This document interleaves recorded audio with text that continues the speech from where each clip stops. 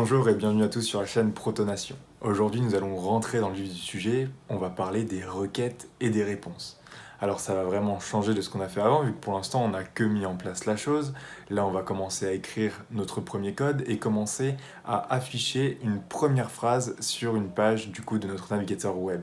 Voilà, j'ai très hâte de vous montrer tout ça et je vous retrouve tout de suite sur mon ordinateur. Sans plus tarder, passons à la documentation. À ce niveau-là, cette commande-là, elle fait la même chose que ce qu'on a vu dans le dernier épisode. Elle permet de vérifier que Django est bien installé sur notre ordinateur et aussi de vérifier la version que l'on a d'installer. Comme on a déjà vérifié la dernière fois, on va pouvoir passer tout de suite à la création d'un projet. Donc avant de créer un projet, je vais vous parler des 3 commandes nécessaires à connaître au niveau du terminal.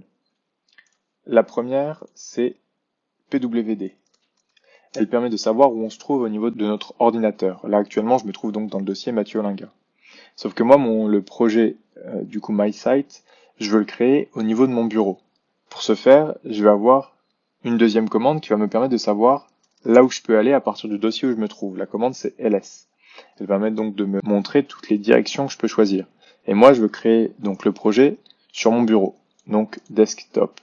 Donc maintenant, je vais pouvoir faire cd, qui va me permettre donc de me déplacer vers desktop. Voilà. Si jamais vous voulez revenir en arrière au niveau de là, donc par exemple si je veux revenir au dossier Mathieu Olinga, je vais faire cd deux points, et voilà.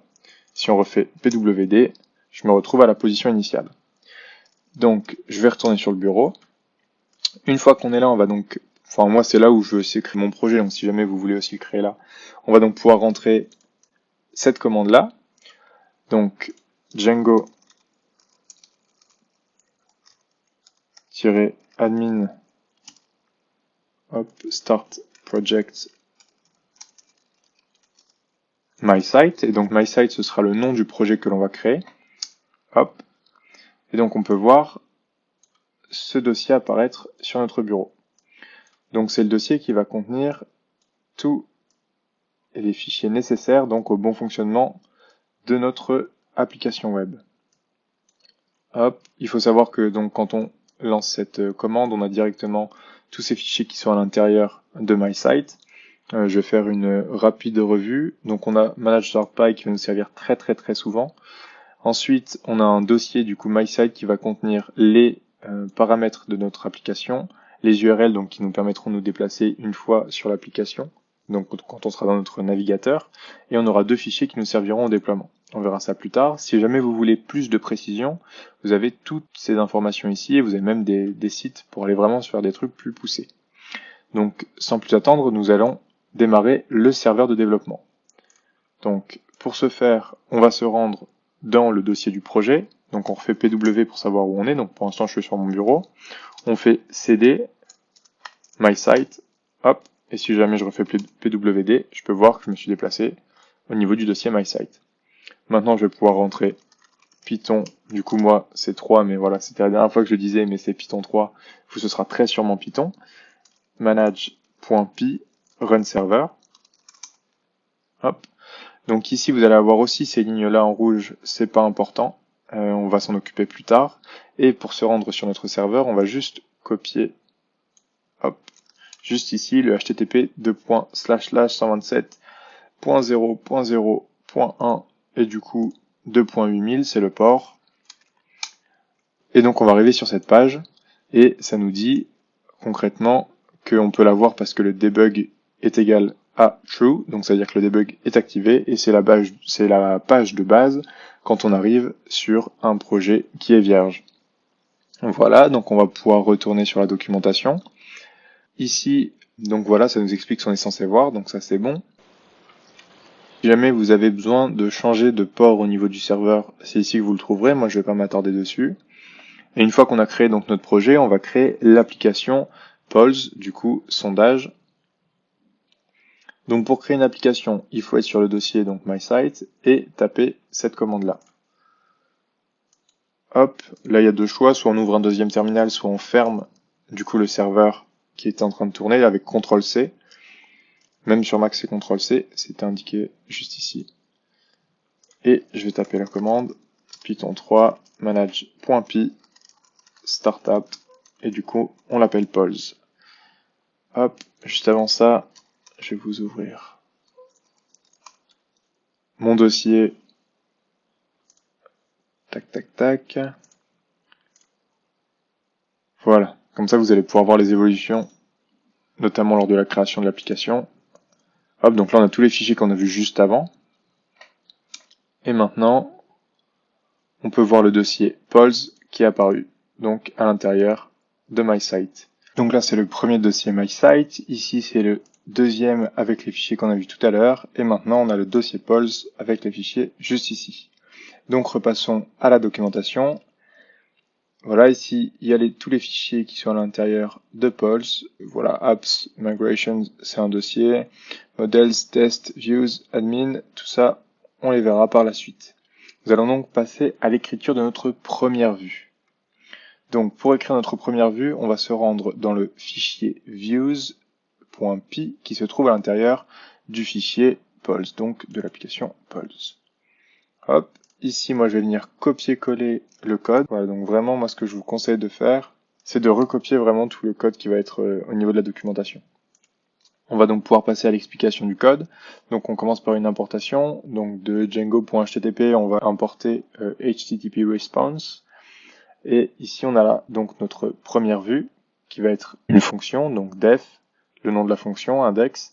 Il faut savoir que les fonctions dans le fichier views.py ont toujours comme paramètre, au moins comme paramètre, request. Donc on verra par la suite qu'il peut y en avoir d'autres. Mais ici, donc on a request et on va retourner donc une réponse HTTP avec la fonction HTTP response. Ça va retourner cette phrase-là. Donc ce qu'il faut retenir, c'est que dans les vues, on a des fonctions avec un paramètre request et qui retourne donc pour le moment des réponses HTTP. Voilà. Ici, on va venir créer donc au sein de notre fichier Pulse, on va faire soit un clic droit avec create, soit pour créer un nouveau fichier. Donc on va l'appeler urls.py et ça va nous permettre donc d'y placer notre URL. Hop, ici j'ai oublié d'enregistrer views.py, je peux le fermer. Voilà, encore une fois je fais un copier-coller, je vous conseille de recopier, le santé. Donc on a deux importations ici, une première importation donc de Django.url, on va importer la fonction path, voilà, c'est celle qui va nous permettre donc de rentrer des URL. Et ici, on va avoir l'importation, donc le point qui est ici, pour que ce soit plus compréhensible, je vais le remplacer par Pulse. Et en fait, ce que veut dire le point, c'est qu'il dit à l'intérieur du dossier Pulse, va me chercher toutes les informations, toutes les fonctions ici qui se trouvent à l'intérieur de views.py. Ensuite, pour pouvoir rentrer des URL, il faut créer cette liste, donc URL patterns. Faites attention à l'écriture. Si vous vous trompez, ça ne fonctionnera pas. Donc vraiment ici, il y a un S, donc c'est URL patterns égale cette liste. Et à l'intérieur de cette liste, là c'est pour une question de présentation, on est allé à la ligne. Ce sera plus clair parce que quand on commence à avoir beaucoup d'URL, ça devient plus compliqué à lire si on les laisse en ligne. Donc on va avoir cette fonction path qui va prendre trois arguments. Le premier, c'est ce qui va être affiché au niveau donc de notre URL. Ici, ça va être vide. Le second paramètre, ça va être donc la fonction qu'on va utiliser, donc la vue qu'on va utiliser. Ici, on n'a qu'une vue, donc ce sera la fonction index. Donc on fait views.index, voilà, vu que index se trouve à l'intérieur de views. Et on va donner un nom à cette URL, et donc ici, on va l'appeler index. Une fois qu'on a fait ça, on peut sauvegarder, et on peut continuer avec la documentation. Ici, la documentation nous dit, voilà, vous avez terminé, vous avez entré votre URL, mais il faut que tous les URL qui sont dans les applications soient liés à l'URL qui se trouve au niveau donc du fichier MySite. Donc là, on va dans MySite, on va dans URL, hop, on descend un petit peu. Ici, on a donc l'URL qui nous emmène vers admin, on verra ce que c'est plus tard, et nous, on va rajouter un deuxième URL, donc on tape path, on met les trois paramètres, donc là, le premier, ça va être Pulse. Ensuite, on vient include, donc inclure le fichier pulse.url. Et on va importer la fonction include juste ici. Et comme elle se trouve aussi dans django.url, on va pouvoir mettre une virgule et rajouter la fonction include. Donc concrètement, ce que ça va faire, c'est là où ça devient intéressant. Donc pour que Django puisse trouver notre URL qui se trouve au niveau de notre fichier URL au sein de l'application Pulse, donc notre fonction index. Pour que Django puisse se trouver, il faut qu'on vienne lui dire à telle URL, donc à Pulse slash, tu vas venir rajouter toutes les URL qui se trouvent dans le fichier donc URL au sein de l'application Pulse. Voilà, c'est ce que fait en fait la fonction include. Donc on vient chercher Pulse, c'est le nom du dossier, enfin du coup du dossier de l'application, et URL c'est le nom du fichier qu'on va chercher. Pour voir ce qui se passe et du coup que je puisse vous l'expliquer, on va retourner dans notre terminal, taper la commande python manage.py run server. Hop, donc ça va nous permettre de redémarrer notre serveur. On va refaire un copier-coller de ce qui est ici. Et cette fois-ci, on va avoir une erreur 404 pages non trouvées. Et il nous explique, en fait, là c'est le debug ici qu'on peut voir, qui va nous être très utile, et qui donc nous explique que les deux seuls endroits, donc les deux seuls URL qui sont valides sont soit donc ce qu'on a ici /pols ou ce qu'on a ici /admin. Alors ça c'est normal que ça arrive parce qu'avant on avait le projet, donc l'application qui était vierge, et maintenant comme on a rajouté des URL, on n'a plus cette page d'accueil qui est présente. Et donc en fait il n'y a plus de page d'accueil à l'HTTP, donc à l'URL p.//127.0.0.1 et au port 8000. Concrètement maintenant si on tape /pols, qu'on va avoir cette phrase qui va s'afficher qui est exactement la même phrase que celle qui se trouve dans notre vue. Qu'est-ce qui se passe ici? Ici, on dit, au niveau de l'URL, on dit qu'on va aller sur notre serveur de développement, et au niveau du /pols dans les URL, Django va aller dans les URL qui se trouvent dans le dossier MySite, donc ceux-là. Une fois qu'il est dans /pols, le path demande d'include à cet endroit-là toutes les URL qui se trouvent au niveau du dossier pols et donc dans le fichier URL. Donc maintenant Django arrive ici, et ici il se rend compte que du coup à l'URL /pols et du coup slash et qui est vide derrière, donc ici c'est vide, on appelle la vue la fonction index. Donc maintenant on va dans views et on se rend compte que dans views, la fonction index correspond donc à la fonction qui retourne une HTTP response avec cette phrase là. Voilà, on va pouvoir donc revenir à la documentation. Donc tout ce qui est en dessous n'est pas très important, ça parle donc des paramètres que vont pouvoir prendre la fonction path, mais on en verra quelques-uns donc tout au long de ce tutoriel, et par la suite, quand vous en aurez besoin, vous pourrez vous y référer. L'épisode d'aujourd'hui est terminé, on a pu voir des notions qui peuvent sembler dans un premier abord assez complexes, et il est vrai, mais une fois que vous aurez en tête le mécanisme de URL qui va chercher une vue et qui affiche tout ça, ça va aller beaucoup plus simplement. Voilà, donc ne vous inquiétez pas par rapport à ça, on va beaucoup le pratiquer, ça va vraiment simplifier la chose. Merci beaucoup d'avoir regardé, n'hésitez pas à partager, à commenter si jamais vous avez des questions, et moi je vous dis à tout de suite dans le prochain épisode.